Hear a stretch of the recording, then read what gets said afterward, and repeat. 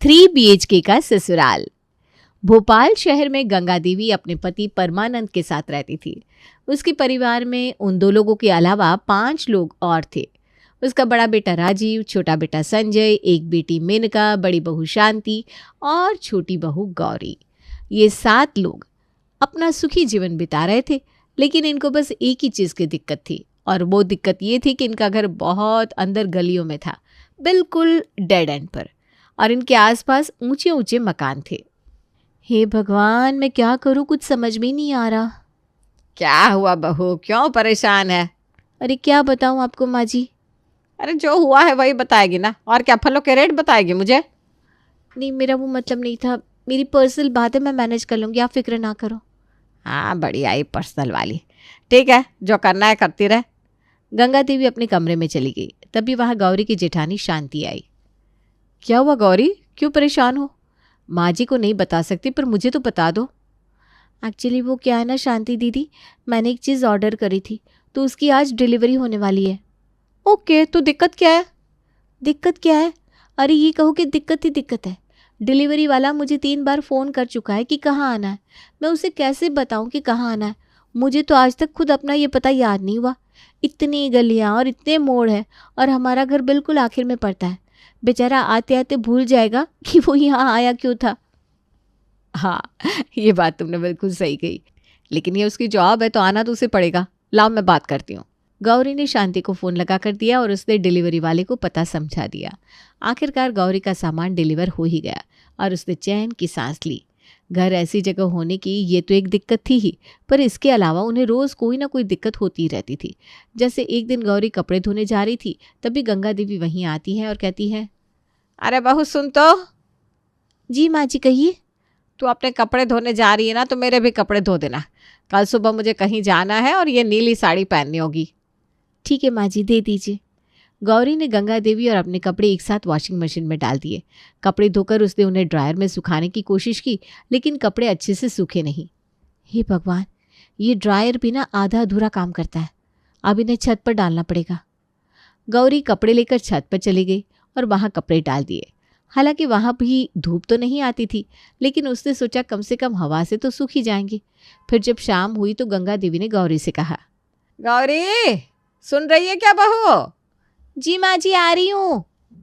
अरे बहू, मेरे कपड़े उतार कर ला दे, कल सुबह मुझे जल्दी जाना है। जी माँ जी। गौरी छत से कपड़े लेकर आई, पर वो अभी भी गीले थे। हे राम, ये तो अभी भी गीले हैं। ये क्या किया तुमने? इतने गीले कपड़े क्यों हैं? माँ जी, अब मैं क्या करूँ? छत पर भी धूप नहीं आती, ये कपड़े कैसे सूखेंगे? हाय राम, अब मैं कल क्या पहनूंगी? तभी शांति वहाँ आई और उसने मसले को संभाल लिया। माँ जी लाओ, मैं इन्हें प्रेस करके सुखा देती हूँ। शांति ने गंगा देवी साड़ी प्रेस करके सुखा दी, जिससे गंगा देवी को थोड़ी राहत मिली। इसी तरह एक दिन जब डिनर का समय हुआ, मेनका ने अपनी भाभी से पूछा, भाभी खाना तैयार हुआ है? खाने का समय हो गया क्या? भाभी, शाम को 9:30 बज रहे हैं और आपको पता है हम लोग के यहाँ 9 बजे खाना खाया जाता है। हे भगवान, समय का तो बिल्कुल पता ही नहीं चला। दोपहर के बाद कब शाम हो गई, कुछ समझ में ही नहीं आया। तुम्हें तो ऐसे ही कुछ समझ में नहीं आता। गलती गौरी की नहीं है देवर जी, वो सही कह रही है।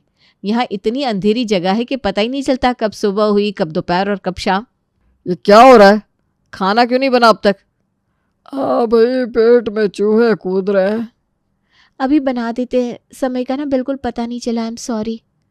तुम लोग खाना बनाने के लिए अलार्म क्यों नहीं लगा लेती?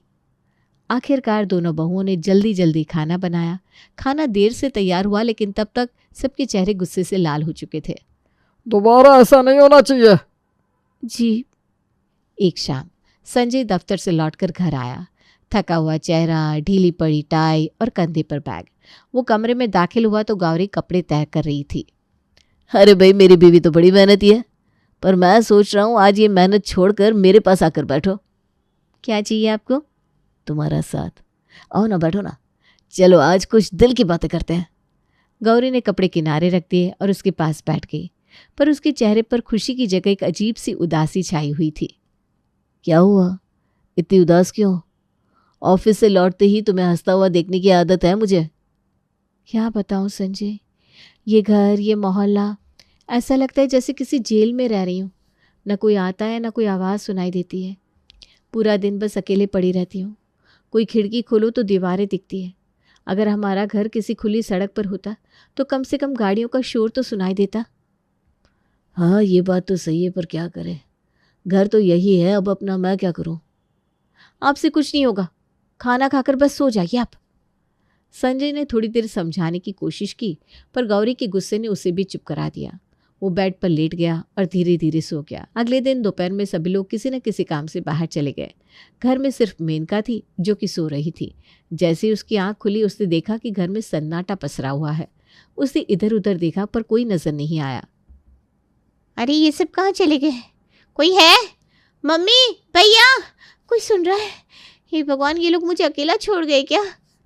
मेनका ने एक एक कमरे में झांक कर देखा। अचानक उसे अपने कमरे से अजीब सी आवाज़ें सुनाई दी। उसका दिल जोर जोर से धड़कने लगा। डरते हुए उसने कमरे का दरवाज़ा खोला। कौन है? बाहर आओ। अचानक वो आवाज़ और तेज हो गई। मेनका डर के मारे बाहर की तरफ भागी, लेकिन तभी सभी घर वाले लौट आए। मेनका राजीव से सीधा टकरा गई। अरे क्या हुआ, इतनी घबराई हुई क्यों? कमरे में कोई है। क्या? कमरे में? चलो देखते हैं। राजीव और संजय कमरे में गए। वहां से वही अजीब आवाज़ें आ रही थी। जब उन्होंने गौर से देखा तो पता चला कि वो एक चूहा था। अरे मिर्गा, ये तो चूहा है। इतने से छोटे से चूहे से डर गई तू? छोटा चूहा तो तुम्हें लग रहा है, मैं तो डर के मारे मर ही गई थी। तुम लोग मुझे अकेला छोड़कर चले गए। अरे ठीक है, बैठ जा, घबराने की कोई ज़रूरत नहीं है। शांति ने मेनका के लिए चाय बनाई और उसे समझाया। मेनका थोड़ी देर में शांत हो गई, पर गौरी के मन में एक नई बात आ गई। उसने सोचा कि अगर किसी दिन उसे इस तरह अकेले रहना पड़ा तो वो क्या करेगी। उसे ये घर और भी बुरा लगने लगा। अगले दिन उसने मौका देकर गंगा देवी से बात की। माँ जी, एक बात कहूँ? बोलो, क्या बात है? माँ जी, आपने देखा ना कल मेनका के साथ क्या हुआ? अगर हमारा घर किसी खुली जगह पर होता तो शायद ऐसा नहीं होता। यहाँ तो हर वक्त सन्नाटा छाया रहता है, न धूप आती है न ताज़ी हवा। बात तो तू सही कह रही है। उस दिन मेरे कपड़े भी नहीं सूखे थे। कुछ तो करना पड़ेगा। हाँ, मैं यही तो कहना चाह रही थी। अगले दिन डिनर के समय गंगा देवी ने ये मुद्दा उठाया। जी, मुझे ना आपसे एक बात करनी है। क्या हुआ?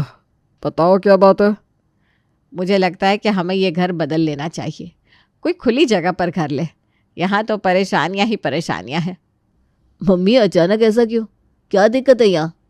दिक्कत ही दिक्कत है। यहाँ ना धूप आती है ना हवा। कल मेनका कितनी डर गई थी, वो तो कुछ नहीं। लेकिन ये हमारा घर है, इसे छोड़ना आसान नहीं होगा। अरे तुम लोग समझते क्यों नहीं हो? अगर हमारा घर खुली जगह पर होता तो ऐसी दिक्कतें नहीं होती। और ऐसा तो लगना चाहिए कि हम इंसानों के बीच रह रहे हैं। सही बात है। एक लंबी चर्चा के बाद घर के सभी मर्द मान गए कि उन्हें नई जगह पर घर देखना चाहिए। लेकिन तभी संजय बोला। अरे शांति भाभी, आप भी तो कुछ बोलिए। आपने अपनी कोई राय नहीं बताई। मैं क्या बताऊं? मेरे हिसाब से तो ये घर ठीक ही है, क्योंकि आप कहीं भी चले जाओ कोई ना कोई दिक्कत तो हर घर में रहेगी। हमें एडजस्ट करना आना चाहिए। अरे बहू, तू तो रहने दे। हम अच्छे खासे सही घर में शिफ्ट होने जा रहे हैं और तू बीच में कूद पड़ी। हाँ दीदी, प्लीज़ आप चुप रहो ना। सीरियसली, क्योंकि मैंने जो एक्सपीरियंस किया है ना, वो आपने नहीं किया। उस दिन मैं डर के मारे मरते मरते बची हूँ। अरे मैं आप लोगों को नया घर लेने से थोड़ी ना रोक रही हूँ। मैं तो बस अपनी राय बता रही हूँ क्योंकि देवर जी ने पूछा। उसके कुछ दिन बाद उन लोगों ने एक नया घर ले लिया जो कि बिल्कुल मेन रोड पर था। पर यह घर काफ़ी खुला खुला था। गृह प्रवेश के बाद सब काफ़ी खुश थे। रिश्तेदारों ने तारीफों के पुल बांध दिए थे। गंगा देवी, मेनका और गौरी ने एक दूसरे को ऐसे देखा मानो कोई युद्ध जीत लिया हो। पर असली कहानी तो अब शुरू होनी थी। अगली सुबह सूरज की किरणें सीधे खिड़की से अंदर आ रही थी। कमरों में तेज रोशनी भर चुकी थी। अरे ये क्या भला है, इतनी तेज धूप। ये घर तो धूप से भी तप रहा है। मम्मी, ये तो जेल जैसा लग रहा है। सुबह सुबह नींद खराब हो गई। ये घर लिया है या तंदूर? इतनी गर्मी में तो जल ही जाएंगे। शांति, जो पहले से उठ चुकी थी, चाय बनाते हुए बोल पड़ी। अब रोशनी आई तो गर्मी भी तो आएगी ना। नया घर है, थोड़ा तो एडजस्टमेंट करना पड़ेगा। गौरी ने झुंझलाते हुए जवाब दिया। शांति भाभी, आप हमेशा ना नसीहत देने लगती हैं। थोड़ा प्रैक्टिकल भी हो जाइए ना। दिन जैसे जैसे बीतने लगा, धूप और गर्मी दोनों बढ़ती गई। इस घर में तो चैन ही नहीं है। पुराना घर ठंडा था, यहाँ तो सब कुछ जल रहा है। सच में मम्मी, इतनी रोशनी है, ऐसा लग रहा है जैसे किसी ने मोबाइल की ब्राइटनेस बढ़ा दी हो। फिर शाम का समय आया। गौरी अपने कमरे में बैठी किसी से फ़ोन पर बात कर रही थी। हेलो हेलो, क्या कहा आपने? हेलो, आवाज़ नहीं आ रही है। ट्रैफिक के शोर के कारण बात समझ में नहीं आ रही थी। गुस्से में उसने फ़ोन पटक दिया। एक गाड़ियाँ वाले बस पो पो पो पो करते रहते हैं। क्या हुआ बेटा, इतनी चिड़चिड़ी क्यों हो रही है? माँ जी, यहाँ तो फ़ोन पर बात करना भी मुश्किल है। बाहर का शोर इतना है कि कुछ सुनाई नहीं देता। सही कह रही हो, ये ट्रैफिक का शोर भी ना बड़ा बेहुदा है। मेनका भी बगल वाले कमरे से आकर बोली। सच में, मैं तो शांति भाभी से कुछ बात कर रही थी, लेकिन ये हॉर्न और गाड़ियों का शोर सुनकर मेरा सर दर्द करने लगा। फिर रात का समय हुआ। सब अपने अपने बिस्तर पर लेट गए, लेकिन चैन की नींद किसे नसीब थी। गाड़ियों की आवाज़ें, हॉर्न की चीखें और ट्रकों का पॉम पॉम कमरे में गूंज रहा था। ये कौन सा घर लिया है? यहाँ तो रात भर ट्रकों की बारात निकलती रहती है। दिमाग खराब हो गया है। अरे मम्मी, आपको तो पहले से ही पता था ये रोड के पास है, अब करिए एडजस्ट। संजीव भैया, ये एडजस्टमेंट नहीं है, ये सज़ा है। मैं तो पागल हो जाऊंगी यहाँ। अब जो भी है यही है, सहना पड़ेगा। सह तो रही हूँ, और क्या कर रही हूँ? गौरी ने कानों में रुई ठूसते हुए कहा। ये कौन सा घर है जहाँ रात रात भर जागना पड़े? मुझे तो अपने पुराने घर की याद आ रही है। कम से कम वहाँ शांति तो थी। अब समझ में आया मैंने क्यों कहा था कि हर जगह समस्या होती है। नया घर लिया तो नई समस्याएं भी साथ आई। शांति, तुझे तो हमेशा सब कुछ ठीक ही लगता है। अब ये मत कहना कि ये शोर भी अच्छा है। शांति को हंसी आ गई और वो बोली, माँ जी मैंने ऐसा कब कहा, बस इतना कह रही हूँ कि पहले सोच समझ कर कदम उठाना चाहिए था। अब भुगतो। रात भर किसी को नींद नहीं आई। सब एक दूसरे को कोस रहे थे। उस रात किसी की नींद पूरी नहीं हुई। ट्रकों का शोर, गाड़ियों के हॉर्न और सड़कों पर चलने वाले लोगों की आवाज़ों ने सबकी रात खराब कर दी। सुबह हुई तो सबका मूड पहले से ही खराब था। सबके चेहरे थके हुए थे और किसी में बात करने की भी ताकत नहीं थी। पर जल्द ही ये थकान चिड़चिड़ाहट में बदल गई। अब तो हद हो गई, रात भर सो ही नहीं पाए और सुबह की ये कर्कश धूप। आखिर क्यों बदला घर? मुझे तो पहले ही पता था यहाँ रहना मुश्किल होगा। भुग तो अब।